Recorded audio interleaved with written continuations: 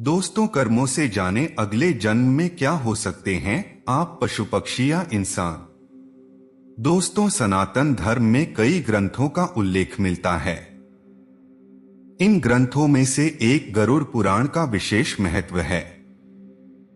गरुड़ पुराण एक ऐसा धार्मिक ग्रंथ है जो मनुष्य की मृत्यु और मृत्यु के बाद होने वाली अनेक तरह की घटनाओं के बारे में जानकारी देता है। इस ग्रंथ में उल्लेख है कि जीते जी मानव जाति जो भी सुकर्म और कुकर्म करती है, उसी के अनुसार मृत्यु के बाद उस व्यक्ति को दंड भोगना पड़ता है। गरुड़ पुराण के अनुसार जो व्यक्ति अच्छे कर्म करता है उसे स्वर्ग में जगह मिलती है, वहीं बुरे कर्मों के लिए नरक का सामना करना पड़ता है। नमस्कार दोस्तों, स्वागत है आपका हमारे चैनल न्यू मोटिवेशनल लाइफ के एक बहुत ही इम्पोर्टेंट वीडियो में। दोस्तों, वीडियो को शुरू करने से पहले आप लोगों से एक निवेदन है कि यदि आपने हमारे चैनल को सब्सक्राइब नहीं किया है तो चैनल को सब्सक्राइब कर ले और वीडियो को एक लाइक कर दें तथा कमेंट में जय श्री कृष्ण लिखकर प्रभु को अपना आभार व्यक्त करें।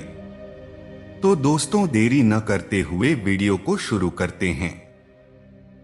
मित्रों, इस जन्म में मनुष्य योनि मिलने का अर्थ यह नहीं कि अगला जन्म भी इसी योनि में मिलेगा, क्योंकि जीवन मरण और अगला जन्म सब कुछ कर्मों के आधार पर ही तय होता है। लेकिन कई बार गलत कार्य करने वाले यह सोचते हैं कि कोई उन्हें देख नहीं रहा है। तो क्या समस्या है? इसी आधार पर कई बार लोग दूसरों को हानि पहुंचाते हैं। कभी बेवजह किसी की हत्या कर देते हैं तो कभी चोरी डकैती या फिर अपनों के साथ धोखाधड़ी।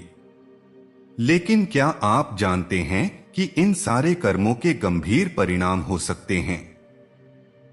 इनके आधार पर सियार, गिद्ध, सांप, गधा और कौंच योनि में जन्म मिल सकता है।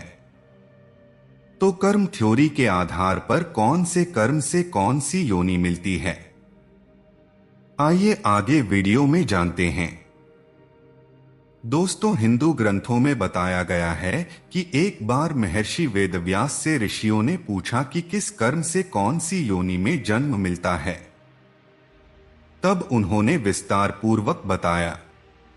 वेदव्यास जी ने बताया कि जो भी व्यक्ति पराई स्त्री के साथ संबंध बनाता है उसे भयानक नरक भोगना पड़ता है। इसके बाद एक के बाद एक अलग अलग योनियों में भटकना पड़ता है।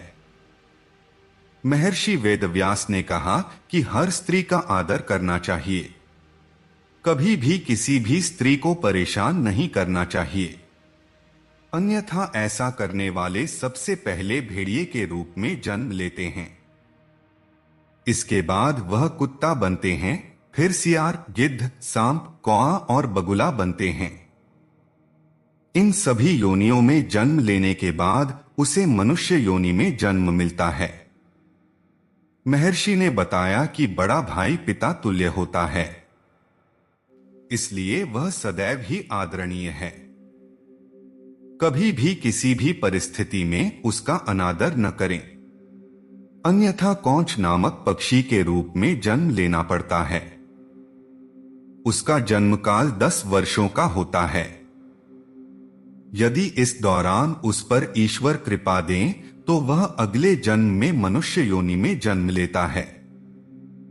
वेदव्यास जी ने बताया कि चोरी करना हमेशा ही गलत है, फिर चाहे वह स्वर्ण हो या वस्त्र, इसके परिणाम भुगतने ही पड़ते हैं।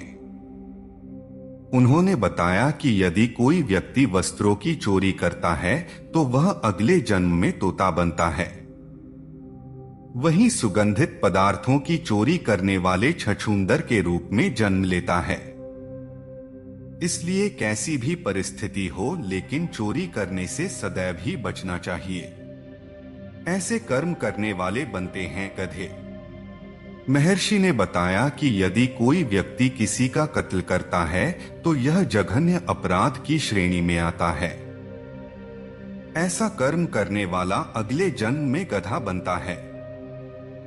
लेकिन यदि वह जिस शस्त्र से हत्या करता है उसी से उसकी भी हत्या हो जाए तो उसे मृग योनि मिलती है। इसके बाद वह मछली, कुत्ता और बाघ बनता है। लेकिन इन योनियों में भ्रमण करने के बाद वह मनुष्य योनि में जन्म लेता है। ऐसे कर्म करने वाले बनते हैं मनुष्य। वेदव्यास जी ने बताया कि जो व्यक्ति सदैव दूसरों की मदद करता है, पशु पक्षी और अन्य जीवों पर दया करता है, जरूरतमंदों की मदद करता है और नीक स्वार्थ भावना से संचित धन का उपयोग धार्मिक कार्यों में करता है, तो ऐसे व्यक्ति अगले जन्म में मनुष्य योनि में ही जन्म लेते हैं।